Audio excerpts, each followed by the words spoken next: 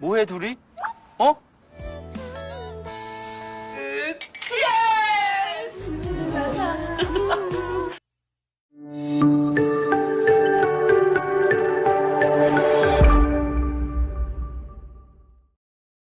모르게 없기다.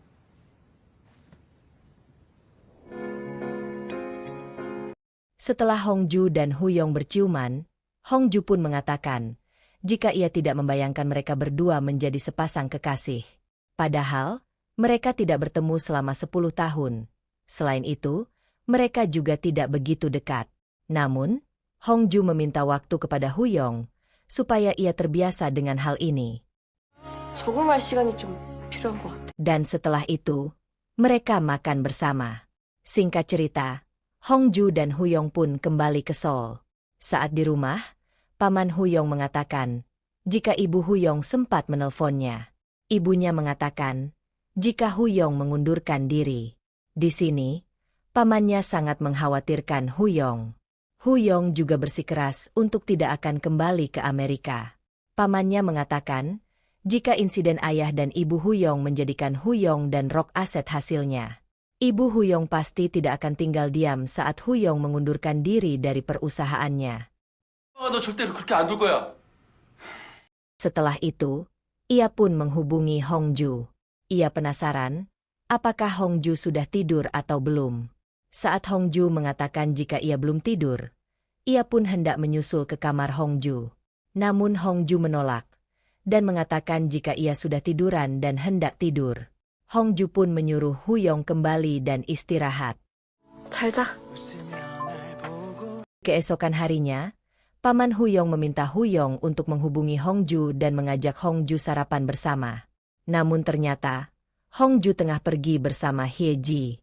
Hongju menemani Hyeji belanja untuk persiapan kencan bersama Pak San.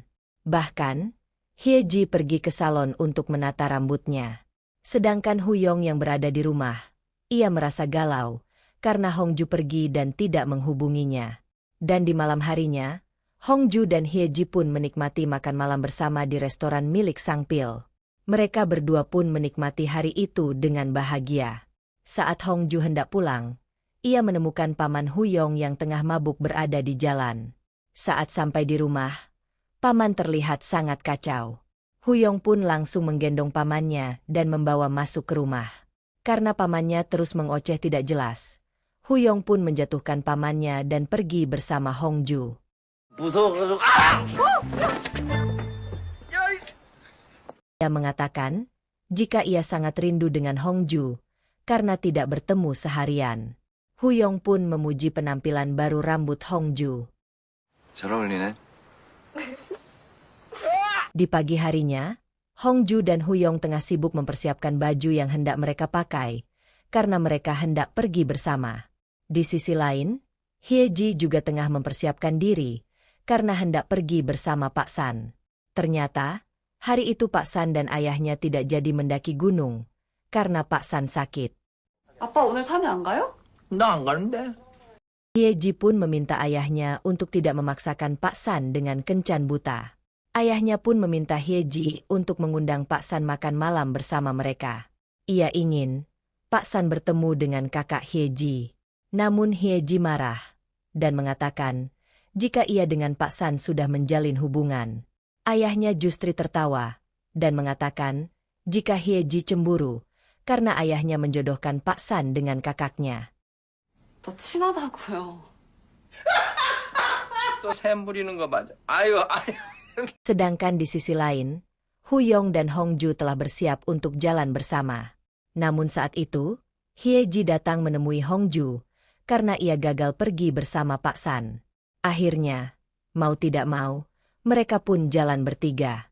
Setelah itu, Huyong pun memiliki ide, supaya Hyeji mengunjungi Pak San ke rumahnya.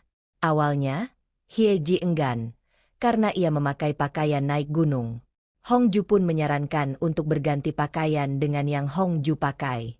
Setelah mengantar Hyeji ke rumah Pak San, Hongju dan Huyong pun pergi bersama. Di sana, Hyeji pun bertemu dengan Pak San, yang kebetulan tengah jalan bersama ibunya.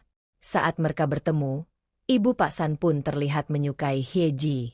Bahkan, Sepertinya ibu Pak San ingin jika Hye-ji menikah dengan Pak San. 안 했어요. 네. 너무 좋네. Itu, Pak San merasa tidak enak dengan Hye-ji dan mengatakan kepada ibunya jika mereka tidak ada hubungan apapun. 아무 상관없는 분이세요. Ji yang mendengar hal itu pun sedih. Ia meminta maaf karena telah mengganggunya dan pergi meninggalkan Pak San. Ternyata, Junho adalah keponakan ayahnya Hye-ji. Saat Junho menemui ayah Hye-ji merasa kecewa dengan Junho yang telah membuat Hongju menangis. Di sisi lain, Huyong dan Hongju tengah berjalan bersama. Namun tiba-tiba, Huyong mendapat panggilan jika ibunya berada di Korea. Ia pun buru-buru pulang dan mengantar Hongju terlebih dahulu. Setelah itu, ia pun menemui ibunya. Huyong meminta ibunya untuk mengurus pengunduran diri. Ia mengatakan, jika ibunya sejak dahulu selalu membuat keputusan terbaik untuk Huyong. Namun saat ini, ia ingin jika dirinya bisa memutuskan sendiri terkait masa depannya. Di sisi lain, Hye-ji pun berangkat ke sekolah dan mengembalikan sepatu milik Pak San. Sedangkan Hongju tengah bersiap untuk berangkat kerja. Saat di jalan, Huyong bersama ibunya tengah berangkat kerja. Ibunya Huyong melihat Hongju yang duduk di halte bus. Di sini, ia pun mengatakan jika ia langsung faham dengan semuanya. 바로 알아보겠어. Sedangkan Pak San, yang merasa galau karena kejadian kemarin pun berencana untuk meminta maaf kepada Hye-ji. Saat bertemu, ia pun mengutarakan permintaan maaf. Namun, Hye-ji mengira jika permintaan maafnya belum cukup. Ia pun merasa sedih. Sedangkan Hongju yang tengah pergi ke rumah Junho untuk mengerjakan proyeknya. Di sini, Junho merasa bahagia karena Hongju datang ke rumahnya. Saat selesai bekerja, Hongju hendak pulang. Namun tiba-tiba, Junho terjatuh. Saat itu, Junho mengatakan jika dahulu ia pergi meninggalkan Hongju karena ia sakit. Ia menanyakan kepada Hongju jika kepergiannya karena sakit, apakah Hongju akan menerimanya kembali. 나 다시 받아줄 거야?